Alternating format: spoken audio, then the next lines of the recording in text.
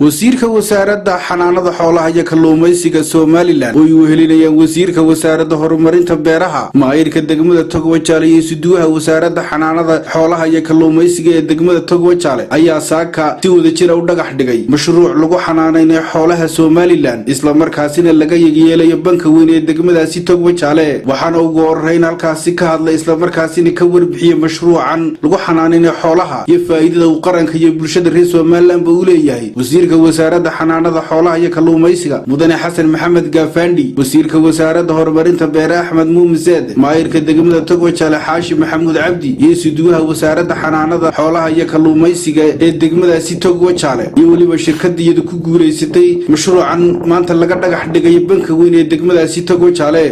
mas'uuliyiinta halkaasi ka hadlayna waxa kamid ah hadaladoodii maanta waxaanu joognaa bankii Togwajaale oo laga sameeyo meel xoolaha lagu xanaaneeyo wad ogtiin imika mudooyinkan dambe oo dhanba dhulkeena uu ku yaraaday roobka waxa kale oo yidna jirta inay dadkii ka bateen dhulka berigii hore dhul daaqu ka baxo oo banaan oo intay reerku iska guuraan dhulkiyo seeray tagi jireen maalintana meel kastaba qoobad yar oo beeraba daraadeed dhulkeena uu xaalufay roobkii berigii hore ee hadiya habeen badii jireen ma jiro oo maanta waynaga goor walba warwarkeega naga hayso xoolihiina marba marka ka sii dambayso way yaraanaya daraadeed xanaanada xoolaha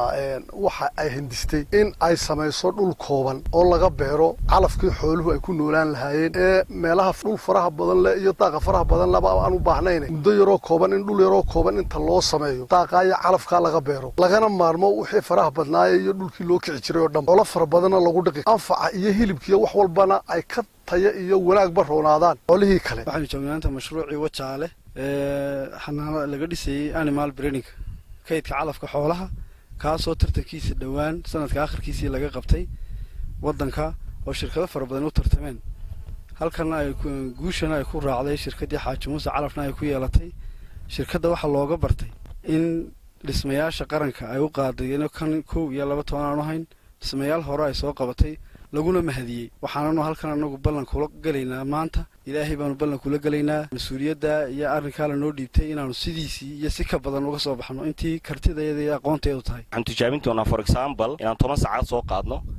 aan kala siino 10 calaf oo kale muddo kooban 3 bilood 2 bilood la eego calafkeebaha ku habboon neefka iyagoo calafkana tirahaan in isku mid la siinayo oo loo qiyaasay soo maalintii la siin karo maxaan ku dhadaa 4 kiilo 5 kiilo oo maxaan ku dhahdaa inta soo biya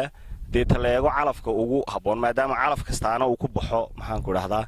ilaahay uu siiyay macdan gaar iyo wax maxaan ku dhahdaa ay ka kooban yihiin maxaan ku ingredient gaar oo ilaahay maxaan ku dhahdaa uu siiyay kaada salaan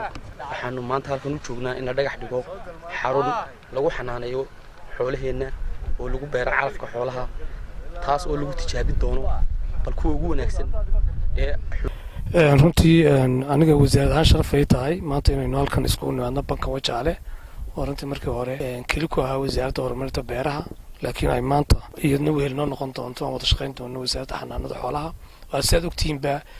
wasaaradda xanaanada xoolaha iyo wasaaradda horumarinta beeruhu